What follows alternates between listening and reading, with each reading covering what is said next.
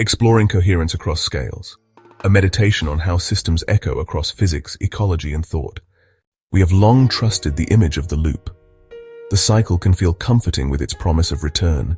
Planets circling their stars, pendulums swinging toward center, seasons following seasons. A loop suggests stability, symmetry, the predictability of repetition. Yet when looked at more closely, the world rarely yields to perfect return. Orbits precess, pendulums slow, no winter mirrors the last. What first appears as repetition can be seen instead as spiral, change folded into recurrence, resonance woven into continuity.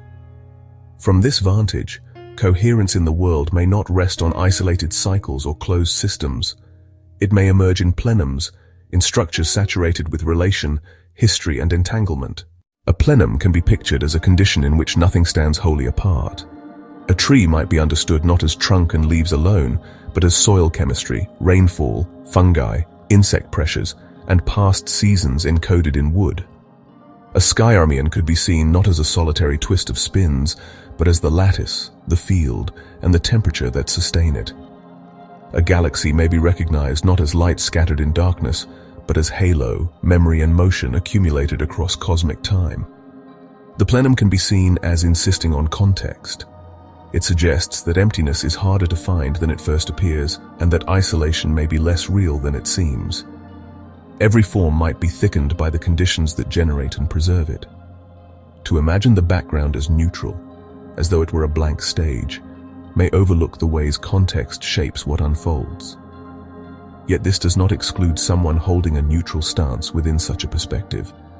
Even neutrality as a way of seeing arises within a field already dense with relation. In this light, the plenum gestures toward entanglement, not as a binding truth, but as one way of noticing how forms and contexts resonate together. Resonance may be one way coherence is sustained in such plenums. It is not simple repetition. Resonance can be seen as continuity through difference, the echo that returns altered, the season familiar yet new, the orbital curve quantist yet perturbed. Resonance seems to amplify memory. It carries the trace of what has been into what is now. It hints at a principle that allows change without collapse, continuity without sameness. Recursion might serve as the complement to resonance. Where resonance sustains through echo, recursion sustains through return with variation. Each fold can be seen as both repetition and shift, a structure that refers back to itself yet never identically.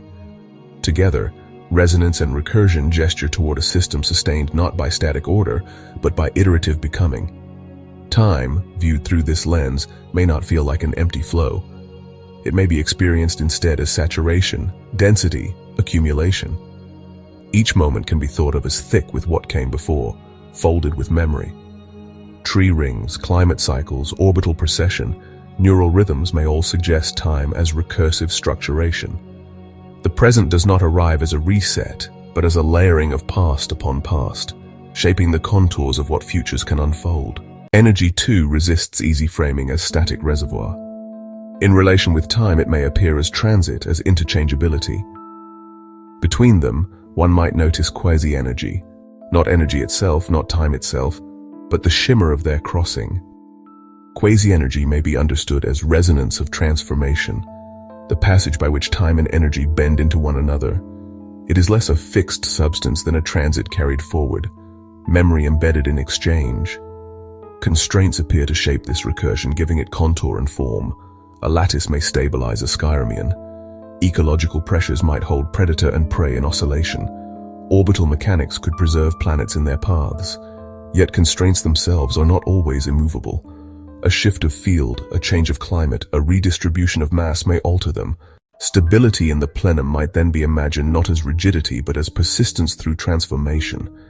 Motion in this light does not appear neutral. It reshapes how resonance discloses itself. An inertial observer may read the field as vacuum, yet if that same observer begins to accelerate, a heat signature appears. This is sometimes called the Unruh effect. Nothing outside has changed, and yet the resonance revealed through motion is different.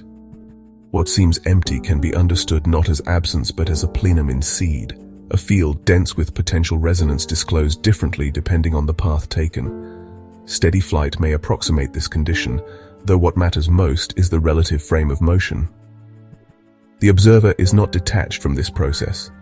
Their perception evolves with their trajectory, carried forward by the recursion of their own shifting frame.